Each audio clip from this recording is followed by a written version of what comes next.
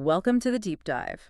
For years, the Coros Pace lineup, well, it's been pretty much the go-to for runners wanting serious features without breaking the bank. Absolutely, that performance on a budget formula. Right. And today we're diving into the brand new Coros Pace 4. It's priced at 249 USD, and Coros is pitching it as, well, a massive leap forward. A huge leap. And that's our mission today, really. Coros added some pretty premium stuff, things like an AMOLED screen that usually hammer battery life and, push up the cost. Uh-huh. So did they manage to keep that amazing value proposition that made the Pace 3 so popular? Yeah. Or did something have to give? The early reports are sources they seem cautious, but definitely impressed in some areas. One of our key sources, the 5K runner, kind of nailed the summary, calling it an unremarkable but solid budget choice. Yeah, that sounds about right. Unremarkable in a good way, maybe? Solid is the key word. Exactly. So we need to unpack what makes it solid enough to compete, maybe even dominate at this price, and, just as importantly, where did Coros make those trade-offs, the ones that might frustrate some users? Okay, well, looking at what's new compared to the Pace 3, it's not just tweaks. It feels like a hardware overhaul, almost. Right. The three really big headline things are, one, that gorgeous AMOLED display we mentioned. Two, somehow even more battery life, which seems impossible with that screen. Defies logic. And three, they've added a microphone and a new third physical button, the action button, which they've basically borrowed from their pricier watches like the Ep40 and Nomad. Okay, let's start with the screen then, because that alone feels like it changes everything about how you interact with the watch day to day. Totally. First off, the build is still classic Pace. Yeah. Super light, meant for racing. It's about 43.4 millimeters across and just like 32 grams with the nylon strap, feather light. You hardly feel that on a long run. Exactly. Uh-huh. But yeah, the screen, they finally ditched the old MIP display memory and pixel.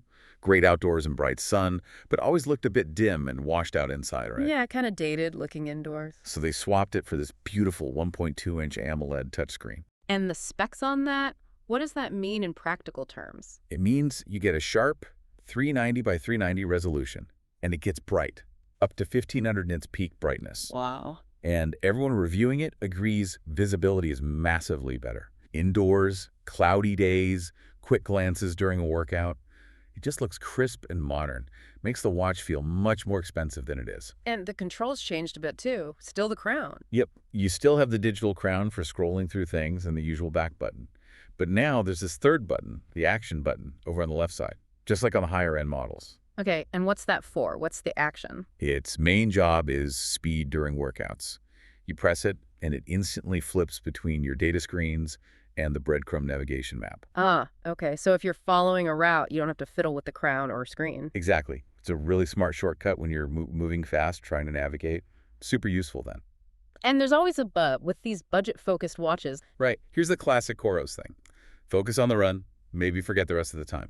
The big critique from multiple sources is that outside of an activity, just wearing it as a watch day to day, that action button does. Nothing. Nothing. You can't set it to start a timer or music. Nope. Currently, it just lights up the screen. It feels like a missed opportunity. They gave us this cool hardware button, but didn't give it a job for, 95% of the time you're wearing the watch. Huh, okay. Bit frustrating. And quickly on build materials, it's that fiber-reinforced polymer body. Yeah, FRP body with mineral glass on the screen. So it's light, it's tough enough for most things, but it's not the sapphire glass you might find on more expensive watches or even Coros' own Apex line. Something to keep in mind if you're really rough on your gear. Gotcha. And one little practical thing, charging, new cable. Yep, no charging puck. Yeah. It uses USB-C now, which is good. And the connector that snaps onto the watch, the A2 connector, is deeper. It feels more secure, less likely to pop off. Okay, good. But importantly, it means your old Pace 3 cable won't work at all. Got to use the new one. Right, okay. Now let's talk about that battery life, because adding a power-hungry AMOLED screen usually tanks endurance. Yeah. How did Coros work this magic? It really is the standout feature, maybe even more than the screen.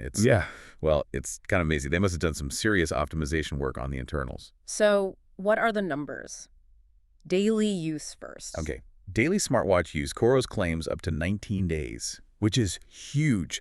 Now, if you turn on the always-on display, the AOD function, that drops significantly down to about 6 days. Still pretty decent, though. 6 days AOD is still very solid, A but the lot. GPS numbers are the crazy ones. Absolutely insane. This is where it blows away expectations. In the max GPS mode, that's their top-tier dual-frequency setting for best accuracy, you now get up to 31 hours of recording. 31 hours, dual frequency. Yep. The Pace 3, in its equivalent mode, got about 15 hours, so they more than doubled it.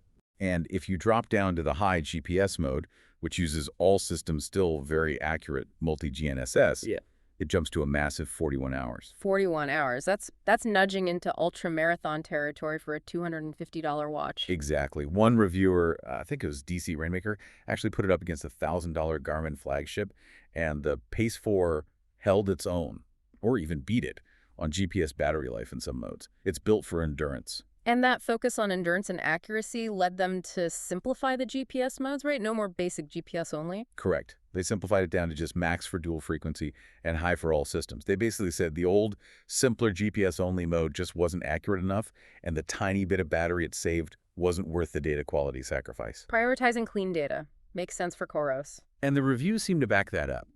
Generally, the GPS tracks looked really solid, accurate, comparable to much pricier watches. Dual frequency really seems to pay off. Okay, so GPS accuracy gets a thumbs up. But what about heart rate accuracy? That's often the Achilles heel of wrist-based sensors. Ah, yes, the optical heart rate sensor. This is where things get a bit more complicated. It's the same latest gen sensor that's in their more expensive Apex 4 and Nomad watches. So should be good, right? It should be. And for steady-state stuff like an easy run or indoor cycling, most reviewers found it was pretty good. Solid, reliable. Right. But as soon as you throw in high intensity, like intervals, or lots of arm swing and bumps, like a technical trail run, the results got really inconsistent across the reviews. What kind of issues? Spikes? Dropouts? Both. Some saw weird, unexplained high spikes in heart rate. Yeah. Others suspected cadence lock. Right, cadence lock. That's where the watch thinks your arm swing rhythm is your heart rate. Exactly.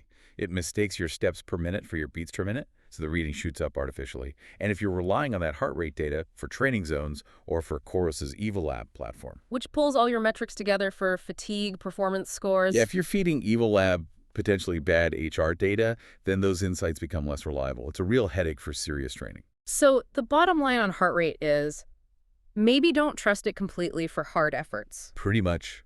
It seems to be at your mileage may vary situation. Depends on your wrist, how you wear it, the activity. If you need pinpoint HR accuracy for intervals or zone training, you'll probably still want an external chest strap. Okay, fair enough. Standard advice for most wrist sensors, really. Let's move to the other new hardware bit, the microphone. You mentioned dual mics, but crucially, no speaker. Correct. No speaker. So you can't take calls on the watch, and you won't get audio prompts or alerts. It's purely for input. And what can you input? What are the uses? Two main things right now. First is voice pins. During an activity, you can press and hold a button and record a quick voice note tied to your current GPS location. Oh, like water source here or trail blocked, find detour. Exactly. Mark points of interest, hazards, nice views, whatever. Quick and easy way to remember things on your route. Okay, that sounds potentially useful. And the second use? The second one is for legging your RPE rate of perceived effort right after you finish a workout. Instead of fiddling with the app, you just speak into the watch. That felt like a 7 out of 10. Legs were heavy. And the watch does what with that? The Coros app automatically transcribes that voice note into text and saves it with your workout data in your training log. Okay, that actually sounds genuinely useful, streamlining that post-run admin task. Yeah, reviewers really like that for convenience. Just makes logging that subjective feel much quicker. But here comes the Coros ecosystem limitation again, I bet. You guessed it. While the transcription is cool, those RPE notes, and the voice pins too, are currently stuck inside the Coros app and ecosystem. So they don't sync out to Training Peaks or other platforms where your coach might live? Nope. So if you rely heavily on a third-party platform or a coach who uses one, this neat feature becomes, well, a lot less useful. Kind of siloed information. That definitely dampens the enthusiasm a bit. And that lack of wider integration kind of highlights the main story here, doesn't it? The Pace 4 is an excellent sports watch. Phenomenal for the price. But a pretty basic smartwatch. Absolutely. This is where the $249 price point really shows. Coros had to cut features somewhere to keep the cost down and that battery life up. So let's list the big smartwatch omissions for potential buyers. What are you not getting? Okay, number one, navigation. It's breadcrumb only, follow the line. You do not get full offline maps like on some Garmin's or the higher-end Coros watches. Big one for trail runners or exploring new places. What else? Number 2, music. It's strictly manual MP3 file uploads only. You get 4 gigs of storage for your own files. There is zero support for Spotify, Amazon Music, any streaming service. Wow, MP3s only. Takes you back. Doesn't it?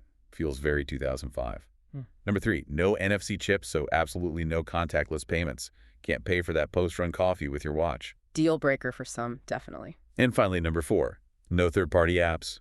Coros keeps it simple, a closed system. You don't get anything like Garmin's Connect IQ store for adding extra watch faces, data fields, or apps. So it tells time, tracks your runs incredibly well, has insane battery, but don't expect it to replace your phone or a more fully featured smartwatch. Precisely. It knows its job performance tracking, and it sticks to it. Now, this is where things get really interesting. Coros didn't just launch the Pace 4 in a vacuum. They played with their own pricing structure, making the decision harder. Yeah, this was smart. DC Rainmaker called it a brilliant upsell strategy. What they did was drop the price of the older Pace 3 down to just $199. Okay, super budget option now. And more significantly, they slashed the price of the Pace Pro, which used to be $349, all the way down to $299. Oh, wait, so the Pace Pro is now only $50 more than this new Pace 4. Exactly. Just a $50 difference between the Pace 4 at $249 and the Pace Pro at $299. And that $50, what extra goodies does the Pace Pro give you? This is the crucial comparison. For that extra $50, the Pace Pro gives you 2 massive upgrades over the Pace 4. Full, proper, detailed offline mapping, and a slightly larger screen, 1.3 inches versus 1.2. Full maps, that's huge. Huge. Plus, you get an ECG sensor for heart health checks, which the Pace 4 doesn't have. The only real advantages the Pace 4 has are being slightly lighter and having those new voice note features. So unless you are absolutely obsessed with shaving every possible gram or really want those voice nights, that Case Pro at $299 looks incredibly tempting for just $50 more, especially for the map. That's what all the reviewers highlighted. Coros has made the Pace 4 a much harder sell by making the Pace Pro so competitively priced against it. Why get breadcrumbs when full maps are just $50 away? It's a tough internal battle. What about externally? The big rival is always Garmin. How does the Pace 4 stack up against Garmin's equivalent, the Forerunner 165, which also has AMOLED and costs the same $249? Okay, this comparison is much clearer, and it really depends on what you, the buyer, prioritize. It's a fundamental difference in philosophy. How so? The Coros Pace 4 wins hands down if your priority is pure athletic performance and endurance. It has vastly superior GPS battery life, up to that 41 hours, versus the Garmin's much lower numbers.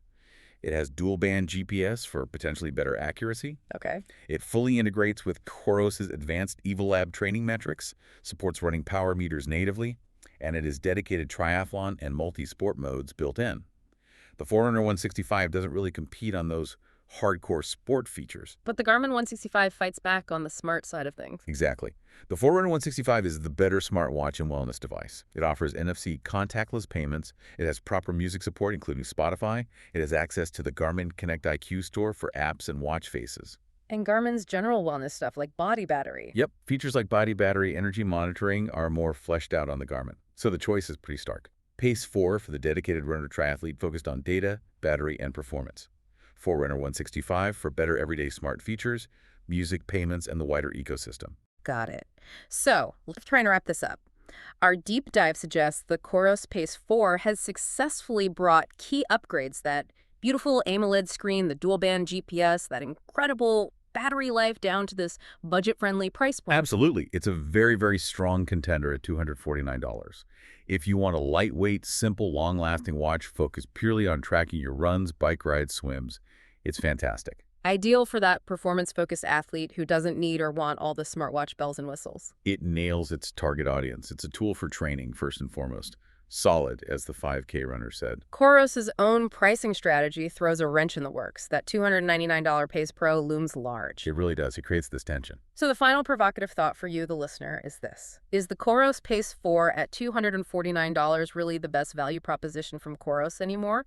Or is it now acting more like the entry point designed to make you think, for just $50 more, I could get those maps? Has Coros cleverly positioned the Pace 4 as the ultimate gateway drug to the Pace Pro? You have to decide if maps are worth that extra $50, or if the Pace 4's specific blend of lightness, simplicity, and battery life is exactly what you need. What matters most for your training? That's the question to ponder.